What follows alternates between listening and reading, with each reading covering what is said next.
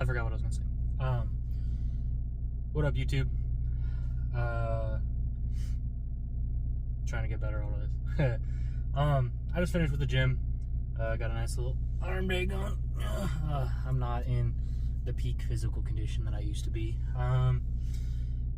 This is gonna be a little bit of a Yap Session video. I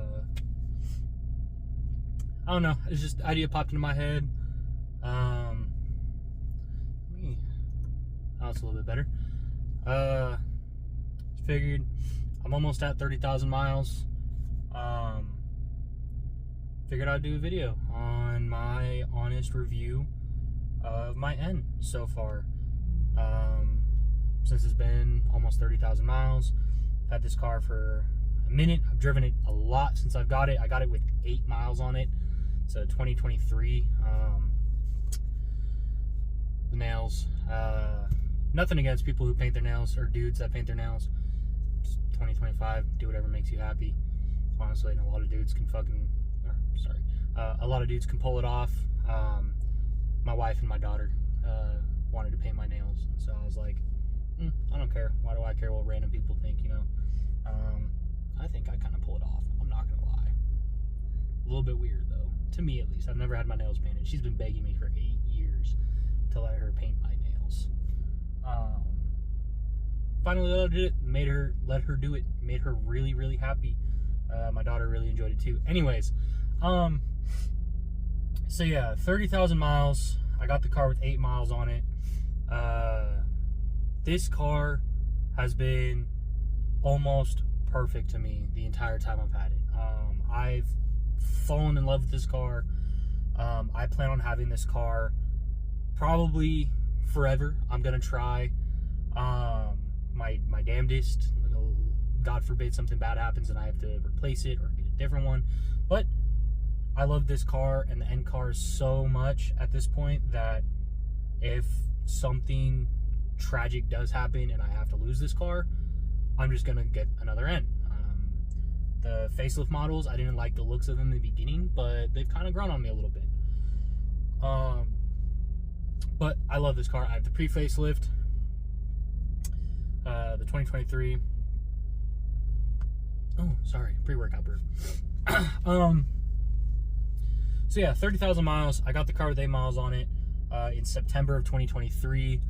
I didn't have very much experience with the car stock. I only had the car for 2 months, and then I deployed for 6 months. I'm active duty Air Force, so I went on a deployment for 6 months, 2 months after getting the car. So I experienced it stock for all of maybe 2.5 months, because I kind of spent a good chunk of my deployment money on car mods. And so I had a lot of mods to install when I got back.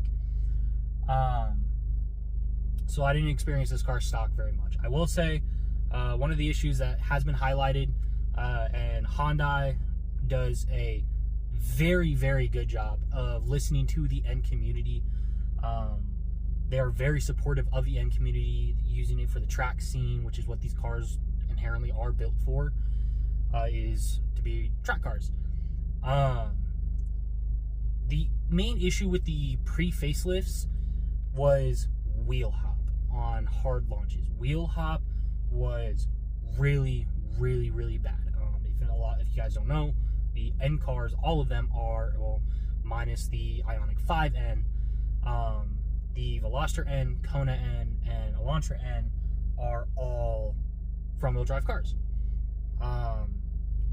The wheel hop from hard launches, bone stock, are really bad on these cars. And that was addressed. And I've spoken to the club members that we have that have facelift models, and I've driven a facelift model, and yeah, it's the wheel hop. They did a good job of fixing the wheel hop. It's still there, but that's front wheel drive. Fairly decent torque for a front wheel drive car. You're gonna get wheel hop. It's really fixed. Lower engine mount and downsizing from OEM 19s down to 18s, which is what I did pretty quick. Came back from my deployment, and through all my mods on it. So in the span of a month, I went from bone stock to full bolt-ons, and tuned. I was originally running an N75 Stage 2 tune off the shelf. I know a lot of people hate the stage stuff when it comes to tunes and stuff, but that's how I say it because that's how it's advertised. That's how you buy it. It is advertised as Stage 2. It is how N75 and really pretty much almost all tune companies out there differentiate what their tunes are meant for, what their tunes do, how much power the tunes make. So, a little side rant. So I was full bolt-on, Stage 2 through N75, like that. The only things that I was missing when I came back were the upgraded front mount intercooler and downpipe. That's really it. And oil cooler, but if you count that towards the full bolt-on stuff, that was really it. If there's one thing I do regret, it is not taking my time with installing mods, especially now that I'm really involved in the track side of things. I do wish I'd kind of taken my time with things. And so that way I could really understand how each mod really affected the car. And that's probably one piece of advice that I give, and I've given it to a few of my fellow Nevada N Club members, is if you're gonna really get involved with the track side of things, try to start as stock as possible and then slowly kind of add mods onto that so you can really understand how each mod affects the car. And I wish I did that. Now, granted, this car rips. It rips. So that was all around, because I took a road trip out to Missouri before I deployed to visit my family out there. And when I came back, I left and all that.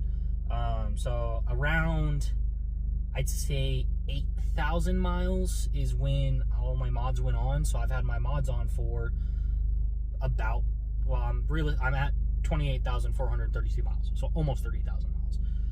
So all my mods, I've been full bolt-on tuned for 20,000 miles. The only thing that has given me issues on this car is a known issue in the N community, and that's the high pressure fuel pump. I ran an upgraded high pressure fuel pump. The upgraded pump went bad, and so I have a new upgraded pump in. This pump has been working fantastic. I got my pump warranted, N75 was great with that. Daniel over at N75 is amazing.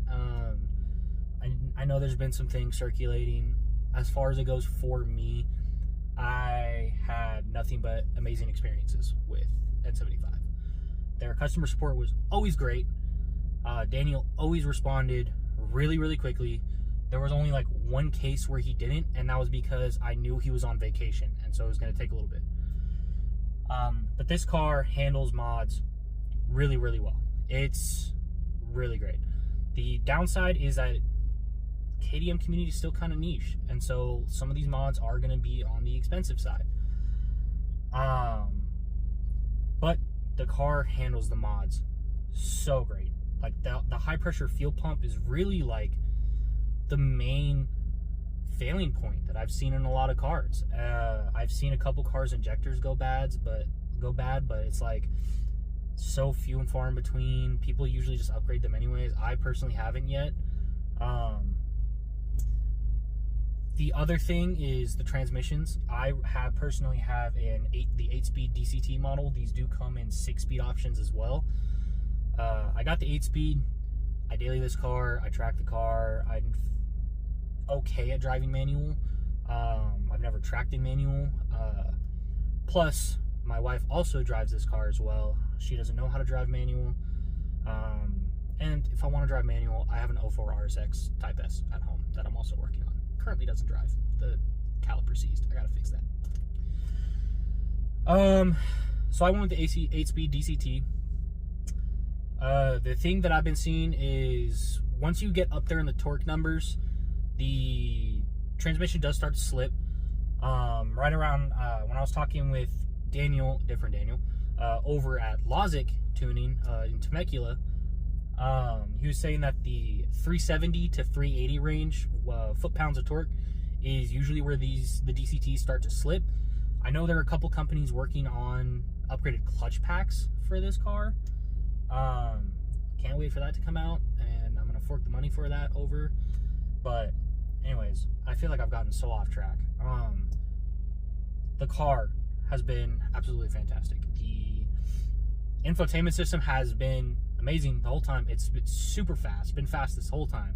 As far as the interior of the car goes, the seats, for being OEM bucket seats with pretty decent bolstering, like I said, I took that road trip out to Missouri and I was comfortable the whole time. And I'm not the smallest dude. I'm 5'11", wish I was 6 foot plus, but I'm 5'11", and now at this point I'm averaging around 235, and I am always comfortable driving this car. Whether it's a short drive, a long drive, on the track, drag strip, I am always comfortable in this car. These seats are amazing. And yeah, I don't want to get too much into the mods of the car because I plan on doing a separate video on that, going in depth of kind of everything I've done. But this car has just been amazing to me. I've never had any issues. The only issue I've ever had was with that high pressure fuel pump, and I've been running my tune I've been running my tune full bolt-ons, catless downpipe, tune, intercooler, all the works. The only thing really that I have left to upgrade on the engine is upgraded turbo and maybe water breath injection. That's it. Well, now Weld Speed is came out with a intake manifold where you can change it to port injection instead of direct injection. Maybe one day. I installed all the mods. This car is relatively easy to work on too for mods. It's actually fairly simple. Like, I did struggle a little bit because this is the first car I ever worked on. Shout out Ghosted N on Instagram. That's his Instagram. It's my buddy Spencer. He's another one of the Nevada N Club members. Every single thing that I did on this car, his hands were on as well. He is an amazing teacher. He taught me everything when it came to installing parts, because this is the first car I've ever modified. Spencer is amazing. He was always patient. He knew that I wanted to learn, so it was like 50% instruction, 50% hands-on. Like, he's amazing. And my car, it would not be here where it is today if it wasn't for Spencer. I've placed at car shows for awards for the KDM and Hyundai categories, all because of his help. Whenever I did the Time Attack event in February and I got first place for Tuner 2, I wouldn't be there if it wasn't for Spencer. Amazing guy. But I love this car. This car has been nothing but absolutely amazing to me, and the thing I love the most about it is my family. My wife seems still a little iffy on my spirited driving. I'll give her that. But I was able to take her out to the track recently, and she loved it. My daughter, though, my almost 4-year-old daughter is my biggest instigator. I cannot be driving with her in the back seat without constantly hearing her egging me on to go faster, vroom, pop, pop, pop, pop, pop. I love my daughter. She's amazing. She's the light of my life, and I don't like how these cars are just kind of prowling right here. Do I need to put it in drive real quick? These cars are a little suspect, I'm not gonna lie. It's a car that passed through the parking lot earlier. You saw it drive by, and now it's a white van. We all know how white vans are. Cool.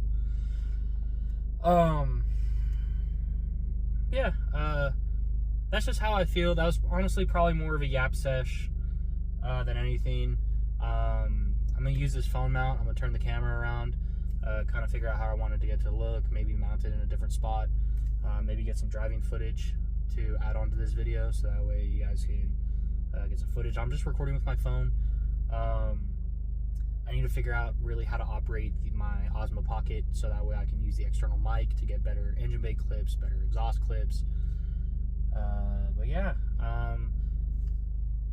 long story short, this car is absolutely amazing, and I love every single aspect about it.